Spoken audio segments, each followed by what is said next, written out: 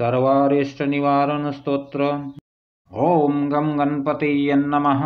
सर्वविघ्नविनाशनाय सर्वारिष्टनिवारणाय सर्वसौख्यप्रदाय बालानां बुद्धिप्रदाय नानाप्रकारधनवाहन भूमिप्रदाय मनोवाञ्छितफलप्रदाय रक्षां कुरु स्वाहा। ॐ गुरवे नमः। ॐ श्रीकृष्णाय नमः। ॐ बलभद्राय नमः। ॐ श्रीरामाय नमः। ॐ हनुमते नमः।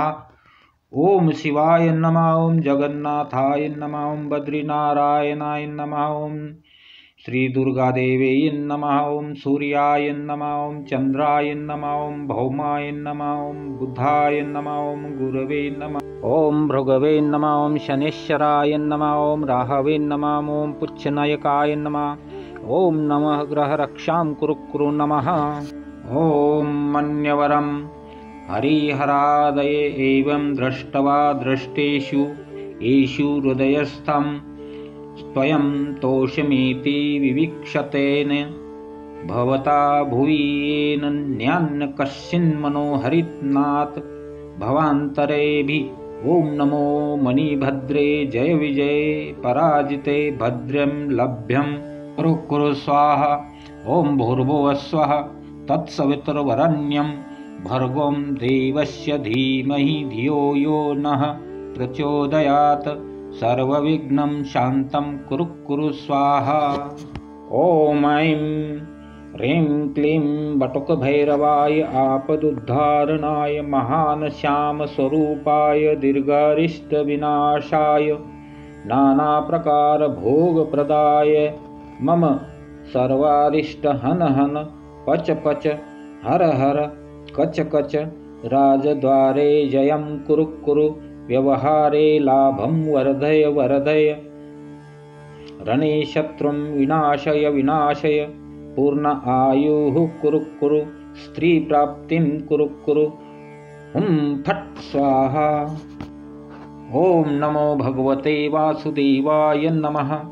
ॐ नमो भगवते विश्वमूर्तये नारायणाय श्री पुरुषोत्तमाय रक्ष युष्मदधिकं प्रत्यक्षं परोक्षं वा अजीर्णं पच विश्वमूर्तिकान् हन एकाहिक द्वाहिक त्राहिक चातुर्हिक ज्वरं नाशय चतुर्थाग्नि वातान् अष्टदश क्षयान् रोगान् अष्टदश कुष्ठान् हन सर्वदोषं भञ्जय तत्सर्वनाशय शोषय आकर्षय मम शत्रुं मारय उच्चाटय विद्वेषय स्तम्भय निवारय विघ्नं हन दह पच मथ विध्वंसय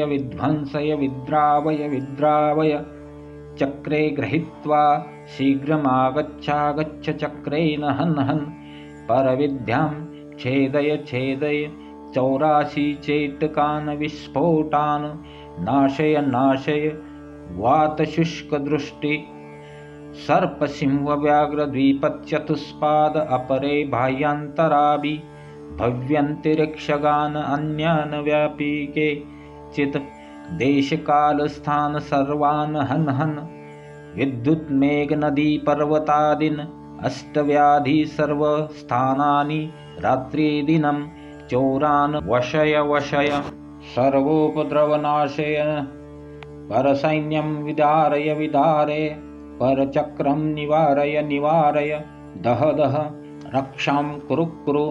ॐ नमो भगवते ॐ नमो नारायणाय हुं फट् स्वाहा ठः ॐ ह्रीं ॐ ह्रीं क्लीं भुवनेश्वराय श्री ॐ भैरवाय नमः। हरि ओम उच्चिष्टदेवे नमः। डाकिनी सुमुखी देवे महापिशाचिनी ॐ ऐं ठः ॐ चक्रिण्या अहं रक्षां कुरु सर्वव्याधिहरिणी देवे नमो नमः।